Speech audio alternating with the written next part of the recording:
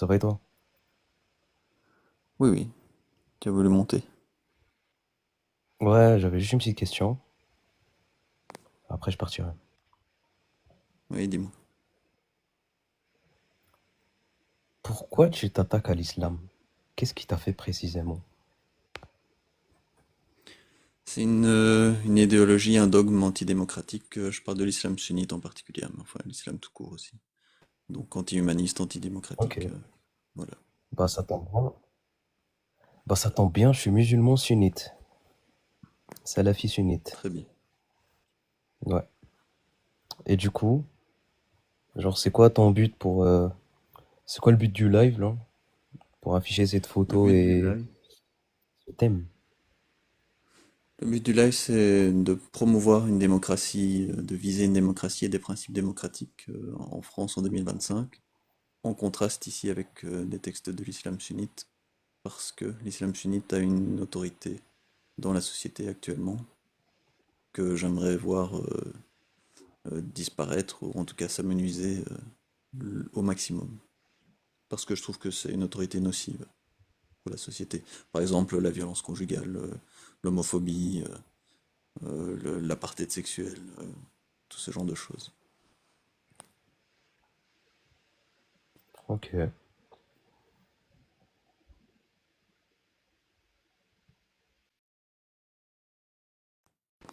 Et donc j'ai remarqué, enfin, dans ce genre de live, on remarque qu'en fait beaucoup de musulmans ne connaissent pas leur texte, euh, ou alors attendent qu'il y ait une éventuelle autorité religieuse qui les leur apprenne et qui leur fasse obéir à des absurdités ou voire à des atrocités.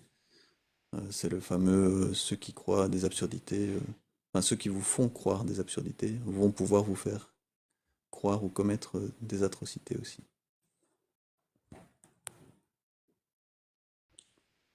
Ouais, certes, mais par contre, bah c'est pas le but de l'islam, tu vois.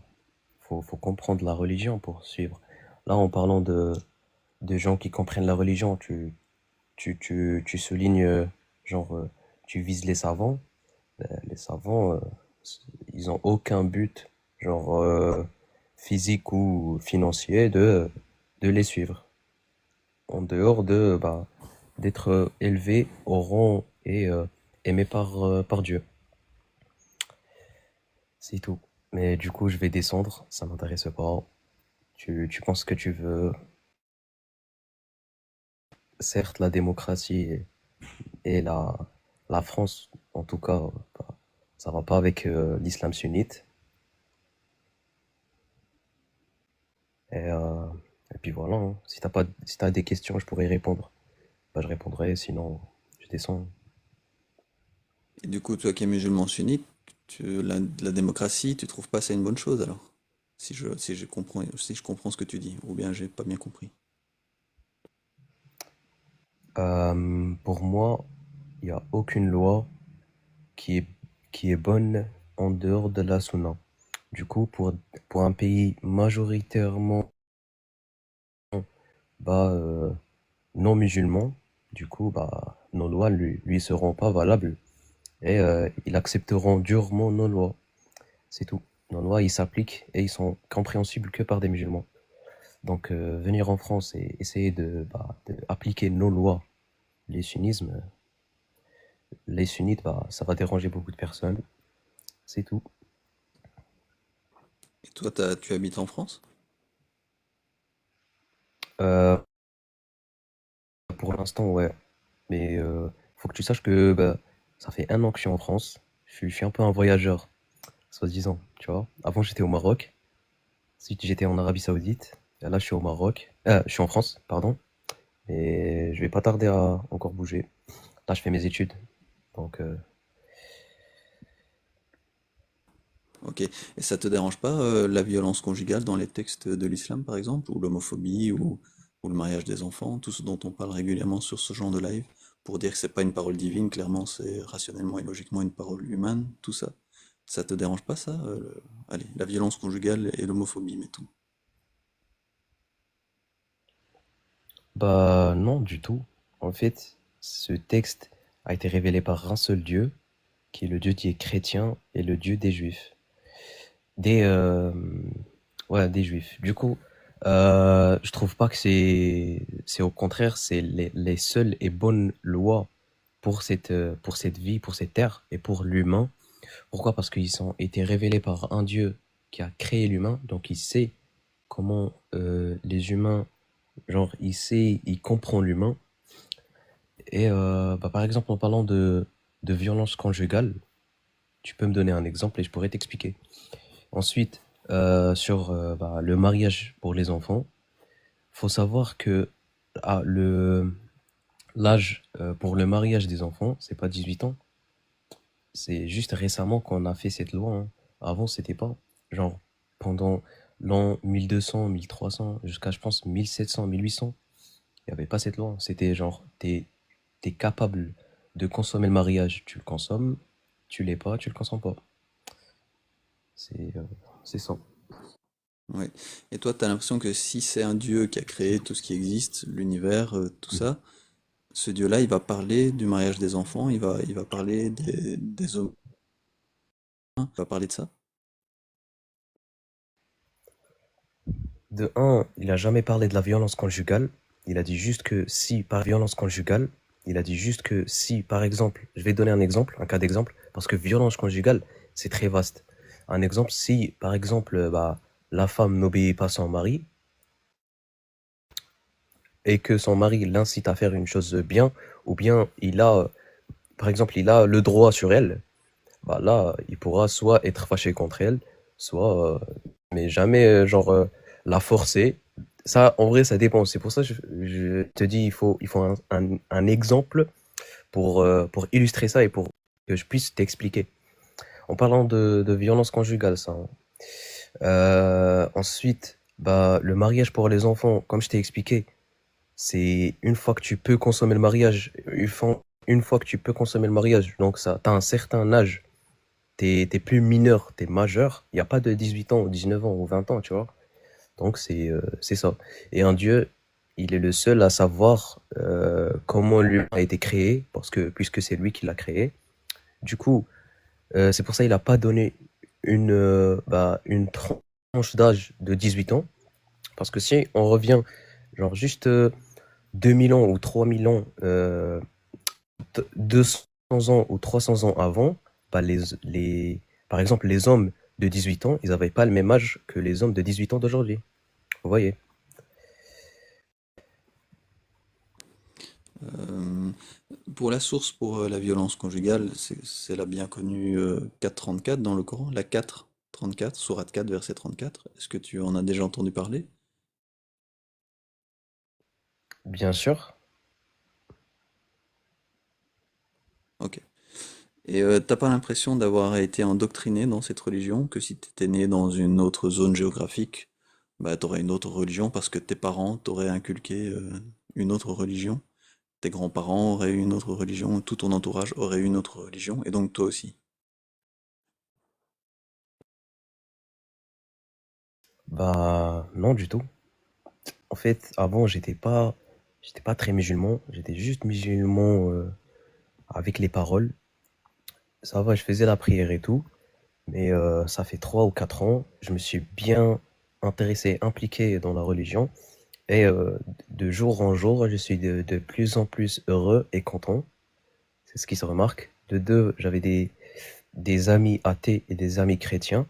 Et quand je comparais ma vie, c'est vrai, c'est pas bien de comparer, mais quand genre, je comparais ma vie avec les leurs, bah, c'était beaucoup plus meilleur. Certes, j'étais plus éprouvé, j'avais plus de problèmes. Et ça, tu vois, genre, on peut pas comparer sur ça.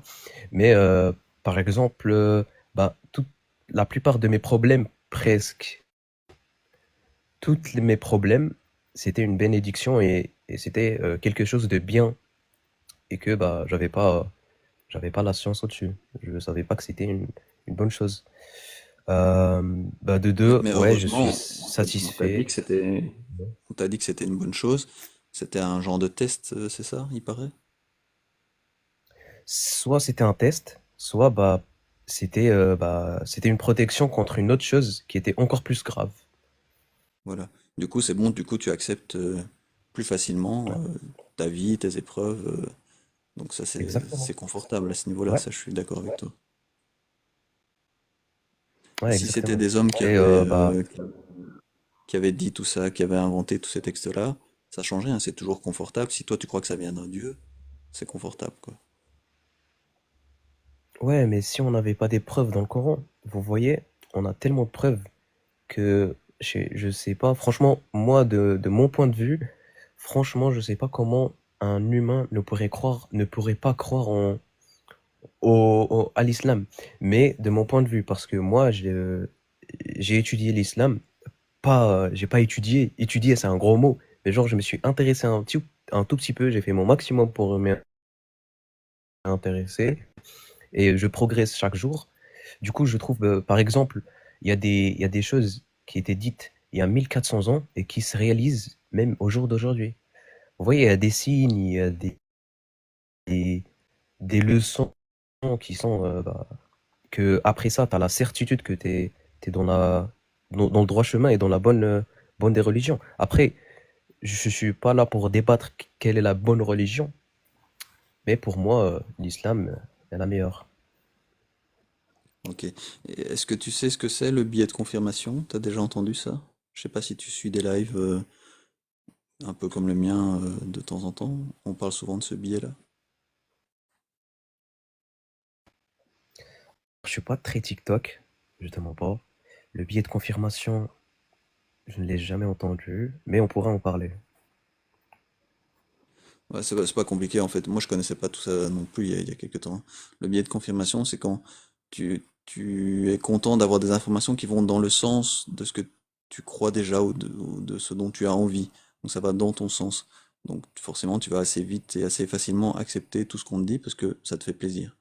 Et donc en fait, quand il y a un sujet qui est important pour toi, comme par exemple un dieu qui aurait créé l'univers, c'est quand même une des choses les plus importantes qui existent.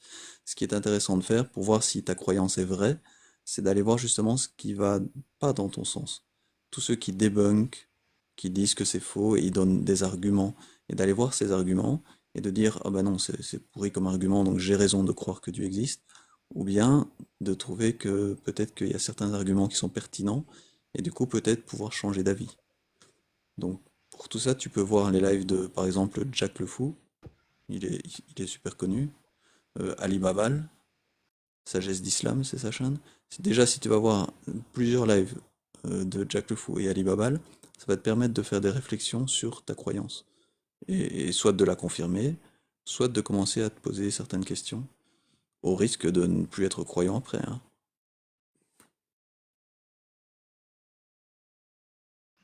Que Dieu m'en Enfin, protège, au hein. risque, moi je Que trouve Dieu. que c'est une bonne chose, hein, évidemment, mais il y en a, si toi tu es croyant, au départ tu vas peut-être trouver que c'est un risque. Mais au final, évidemment, si tu ne crois pas en quelque chose de faux, bah c'est une bonne chose, ça c'est sûr. Ouais, je pourrais, ouais. Par exemple, ça, c'est une bonne idée pour renforcer mes croyances. Puisque je sais bien avant que leur, euh, leur témoignage ou bien les choses qu'ils vont dire dans ce live seront peut-être débunk par des musulmans et qui nous donneront plus raison, soit ils seront fausses. Mais là, je suis sûr à 1000%. C'est ça la beauté d'être croyant, tu vois. T'es sûr à 10 000%. Ouais. Du Et coup, voilà, j'ai une c'est petite bien. question. Plus tu t'informes, mieux c'est. Donc tu t'informes chez Jack et chez Alibaba, et puis tu t'informes chez ceux qui débunkent Jack et Alibaba, et plus tu as d'infos, mieux tu pourras te positionner toi par rapport à ta croyance. Exactement, ouais. J'ai une petite question pour toi. Toi, t'es croyant? Non, moi je suis athée. Ok. Avant, t'étais? Bah, j'ai toujours été athée, agnostique, athée. J'ai jamais été chrétien Ok, ou juif ou musulman ou autre chose. ok. Et pourquoi ce choix? Bah, c'est rationnel et logique. J'ai pas de bonne raison de croire en un dieu, pour l'instant, en tout cas, jusqu'à preuve du contraire. Il n'y a pas de bonne raison. Et au contraire, les religions font, comme je disais, faire des choses antidémocratiques, anti-humanistes. Voilà, torturer des gens sur la place publique parce que ils ont des relations hors mariage, par exemple. Donc deux adultes consentants qui s'aiment hors mariage, dans des textes de l'islam, il faut leur faire du mal. Ah, tout ça, c'est des trucs débiles qui n'ont pas de sens, qui ont été écrits par des humains il y a des centaines d'années, et c'est nocif pour les sociétés de croire que ça vient d'un dieu. Ok, bah je vais te donner un petit exemple. Toi, t'as de la jalousie envers ta famille. T'as de la jalousie envers ta mère, tes cousines, tes cousins. En vrai, tes cousines, ça va. Mais envers tes tantes, ta mère, ta sœur, ta fille. Et par exemple, soi-disant, un exemple, demain, t'as une petite fille et tu vois une personne qui vient fréquenter ta fille et profite d'elle sans aucun mariage, sans rien, sans aucun cadre qui pourra la protéger. Tu vois? C'est pour ça, l'islam vient interdire, euh, l'islam vient interdire le fait, les relations hors mariage. C'est une protection pour les deux, pour l'homme mais comme pour la femme. Tu vois, toute chose a une explication dans l'islam. Je suis pas là pour te convaincre ou quoi, mais genre juste, je t'explique pourquoi je suis croyant et je suis toujours heureux et content d'être croyant. Aussi, bah, Excuse-moi, mais juste sur le point précis du mariage, ouais, c'est tout. dans les textes et la loi de l'islam, ces textes-là, ils protègent le mari beaucoup plus que la femme, hein. La femme, elle a aucun intérêt à se marier, hein. Après, si le mari a autorité sur elle, si elle veut divorcer, c'est beaucoup plus compliqué que si c'est le mari qui veut divorcer. Voilà, c'est vraiment beaucoup moins bien pour les femmes que de ne pas être mariée ou que d'être mariée selon les lois françaises, par exemple, hein.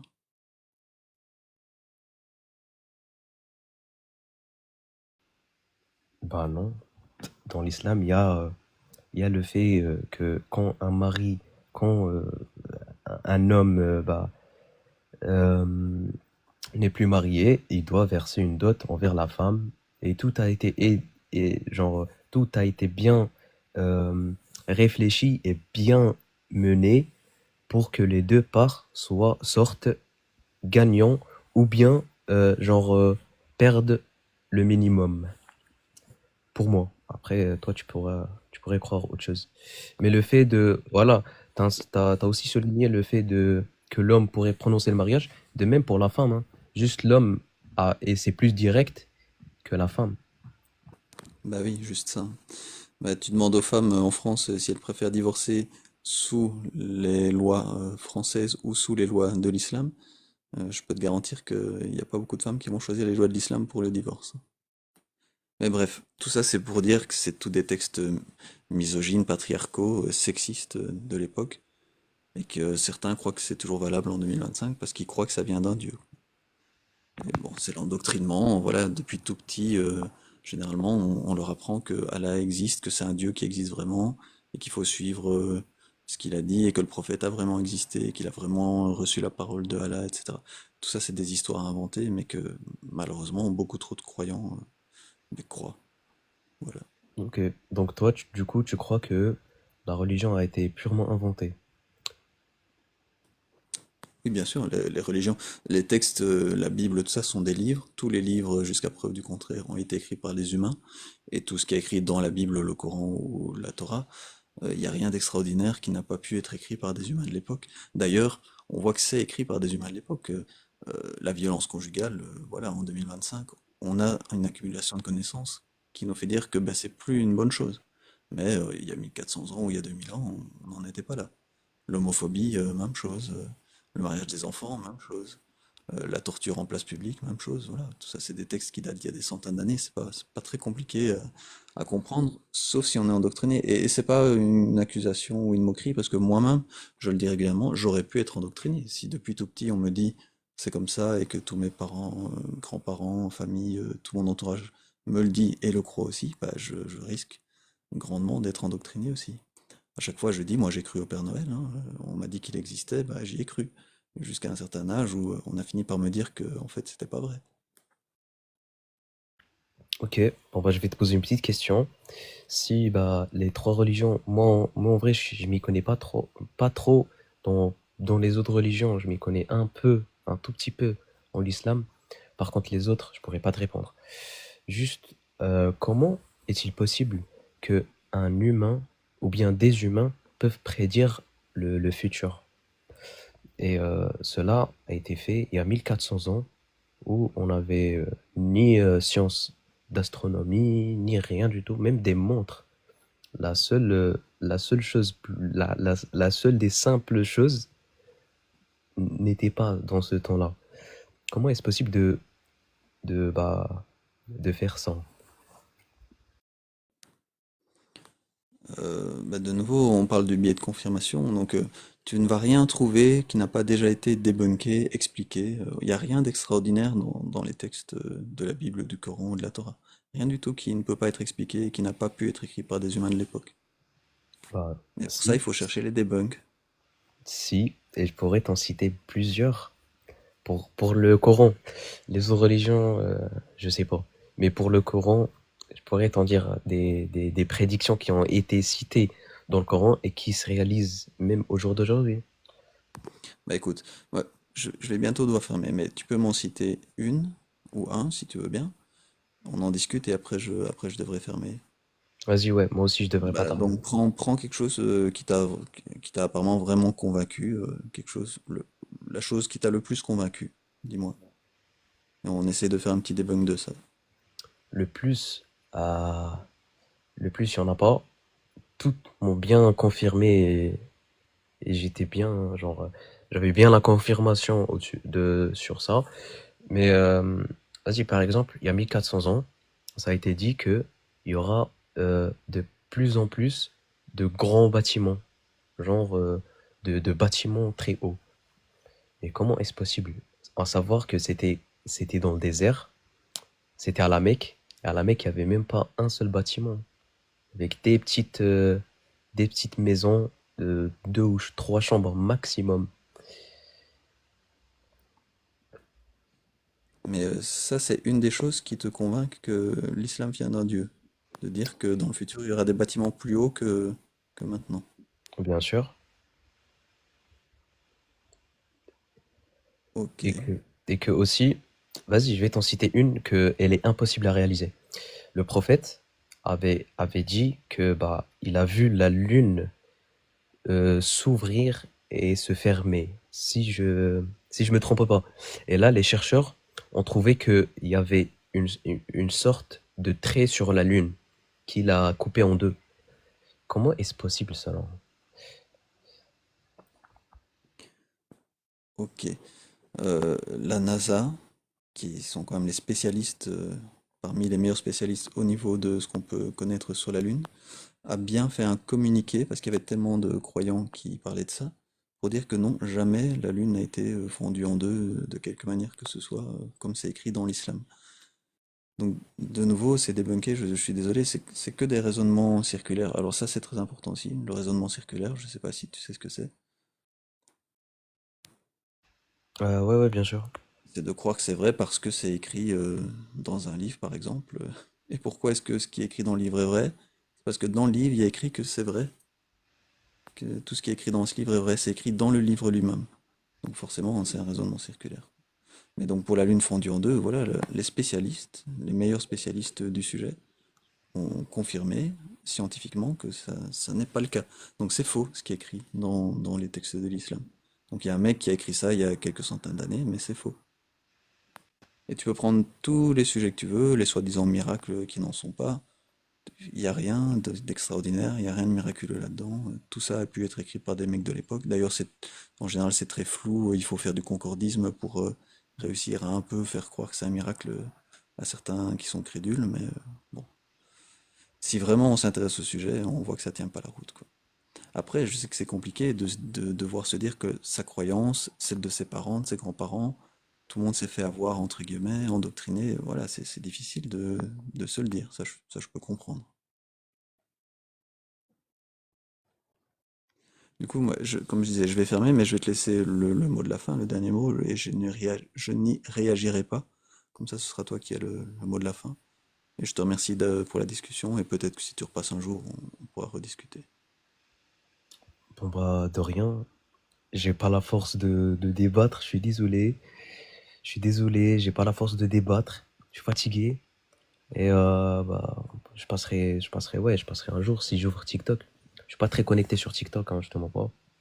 Même sur mon tel, pas vraiment. Et du coup, c'est ça, hein. Ça va. Bah écoute, peut-être si tu vas plus sur YouTube, va voir les débats de Jack le Fou et de Ali Babal, et je suis sûr que ça va t'intéresser, soit te renforcer ta foi, soit te faire te poser certaines questions pertinentes. Vas-y. Et je te tiendrai au courant la prochaine fois si je passe sur ton live. Inch Babal. Je te dirai merci. Là, je suis plus musulman que avant. Voilà. Et du coup, ce qu'on dit Vas-y. dans ce cas-là, c'est qu'il faut partager les lives de Jack le Fou et d'Ali Babal pour qu'il y ait de plus en plus de musulmans qui soient croyants et renforcés dans leur foi. Exactement. Bon, bah, vas-y, hein. Bonne soirée à toi. Merci à toi aussi. Peut-être à une prochaine. Bye. Voilà, mais du coup, je vais fermer le live. Merci à ceux qui étaient dans les commentaires. Et à une prochaine fois.